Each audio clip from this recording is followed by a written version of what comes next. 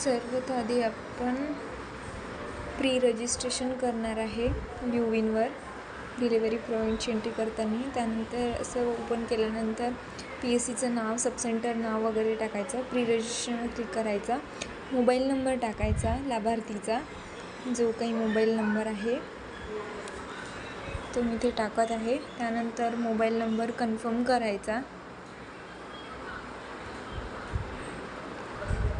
ठीक आहे, mobile number confirm केल्यानंतर त्यानंतर इयर ऑफ बर्थ टाकायचा लाभार्थीचा. आता मी इथे टाकते 2005.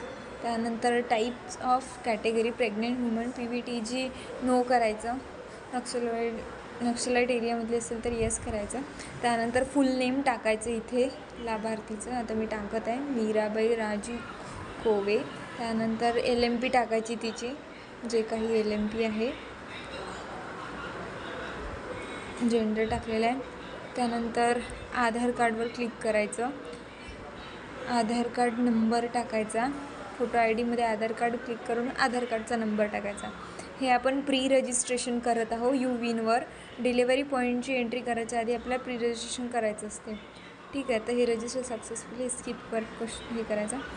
त्यानंतर आपल्याला मोबाईल नंबर असं सर्च करायचं. मोबाईल नंबर आधार कार्डवर पण करू शकता आपण, आधार कार्डवरून करायचं. ठीक आहे, सर्च केल्यानंतर आता इथे आधार कार्ड नंबर टाकायचा लाभार्थीचा. मी टाकत आहे 7496, जो काही हे बघा सर्च झालं मीराबाई राजू कोवे. त्यावर क्लिक करायचं.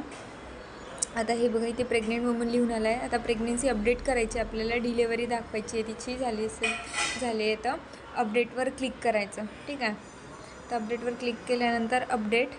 त्यानंतर प्रेग्नेन्सी बेसिक डिटेल्स टाकली नसेल तर टाकून घ्यायची. आता आपण इथे टाकलेली आहे ऑलरेडी. सबमिटवर क्लिक करायचं. ठीक आहे, त्यानंतर असा इंटरफेस ओपन होईल. त्यानंतर आपल्याला वॅक्सिनेट करायचं आहे तिला. वॅक्सिन जे दिलं आहे TT1 TT2 सेव्ह करायचं.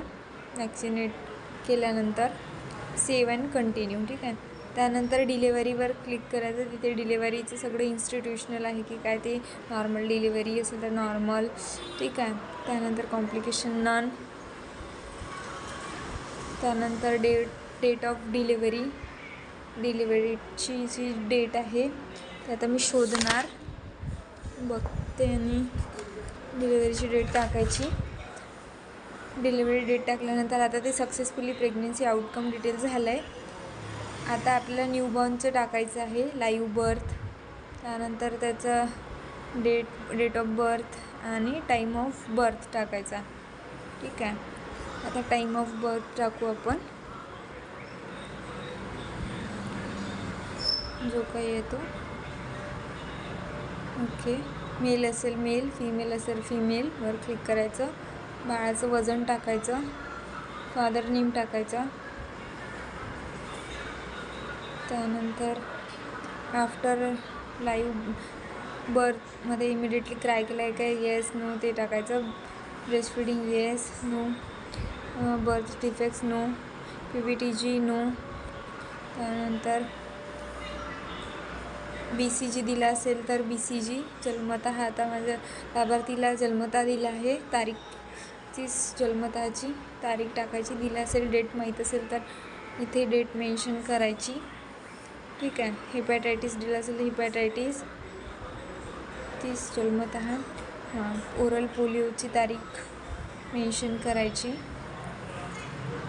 त्यानंतर इथे अपडेटिंग बर्थ डोज रिझन वगैरे नाही टाकलं तर चालते. सेव्ह अँड कंटिन्यू करायचं. सबमिट करायचं. आता ही सर्व माहिती झाली आपली. प्री रजिस्ट्रेशन केलं आहे आपण आणि डिलेवरी अपडेट केली. हे झालं पूर्ण डिलेवरी पॉईंटची एंट्री. ठीक आहे, अशा प्रकारे आपण यूविनवर प्री रजिस्ट्रेशन आणि डिलिव्हरी पॉईंटची एंट्री करू शकतो. थँक्यू.